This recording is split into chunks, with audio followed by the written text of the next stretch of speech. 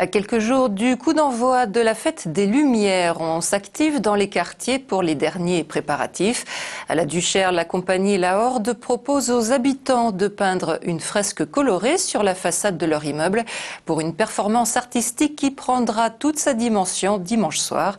Gérald Bouchon. Alors moi je suis Splash, donc je vais me trimballer avec mon rouleau et je vais peindre les balcons.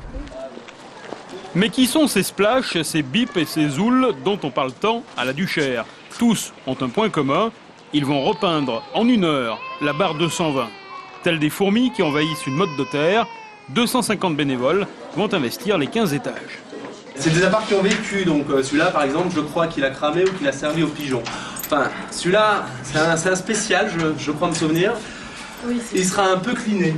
On demande à tout le monde de se pencher à sa fenêtre, tout simplement, à une fenêtre. Donc certains habitants vont se pencher à leur fenêtre, puis d'autres gens vont se pencher à la fenêtre des autres, avec un rouleau, un manche télescopique, un bac de peinture, et de peindre un balcon qui se transforme pour le coup en 1 pixel. Et ensuite de redescendre de 2 étages et d'attendre que l'étage intermédiaire peigne son balcon pour pouvoir peindre le sien.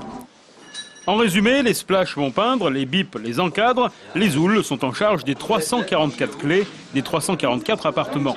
Un travail collectif pour réaliser une œuvre gigantesque. Quand ce sera fini, on découvrira un magnifique arc-en-ciel pixelisé, puisque c'est le projet qui a été voté. Chaque appartement a un balcon et chaque balcon constitue un pixel.